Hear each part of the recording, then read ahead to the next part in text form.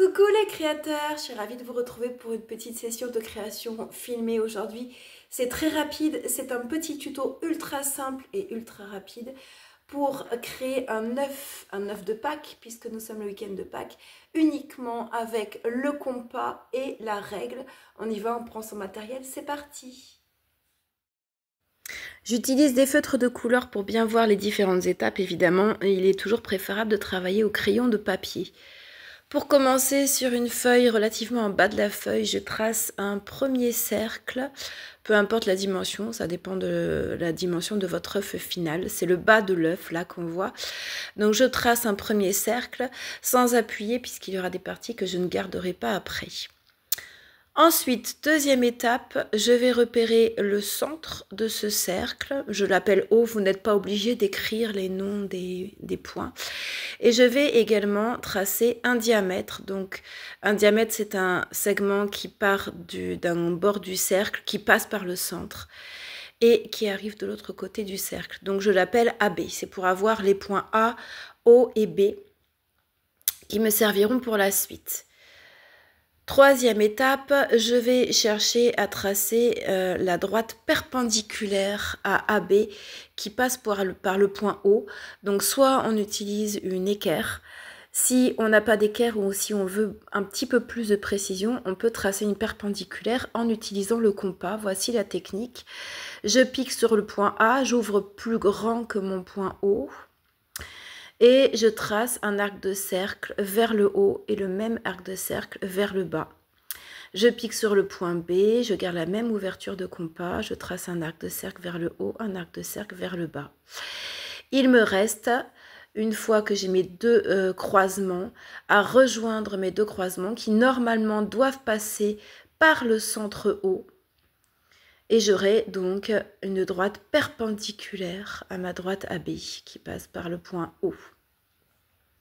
Cette droite perpendiculaire va croiser mon cercle rouge en un point que je vais appeler le point C.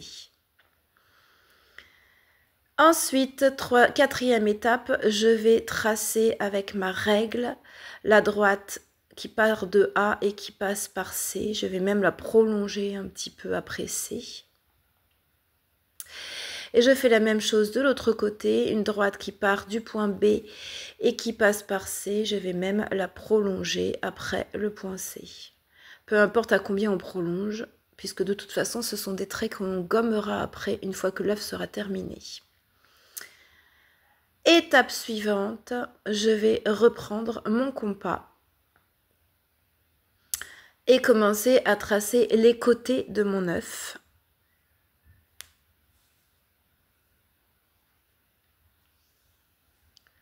Pour cette étape-là, je pique sur le point A et j'ouvre jusqu'au point B. Et je vais tracer un arc de cercle qui part du point B et qui s'arrête lorsque je trace ma droite, je croise ma droite verte. Top, je m'arrête à ma droite verte.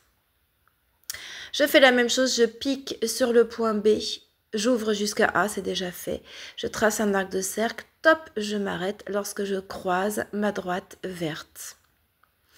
J'ai donc les côtés de mon œuf qui apparaissent. Il me reste une dernière étape. À ce moment-là, vous pouvez deviner quel est le petit bout de cercle manquant et comment le tracer. Pour la dernière étape, j'utilise le feutre violet. Je pique sur le point C. Et j'ouvre jusqu'à mon arc de cercle bleu, que ce soit d'un côté ou de l'autre, c'est la même dimension. J'ouvre jusqu'au bleu et je trace un quart de cercle avec le feutre violet. C'est très rapide, c'est très simple.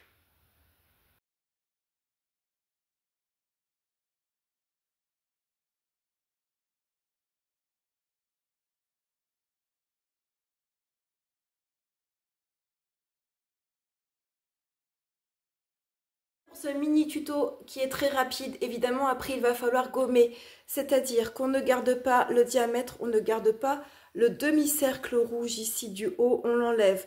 On ne garde pas non plus la perpendiculaire, on ne garde pas évidemment les deux droites AC et BC.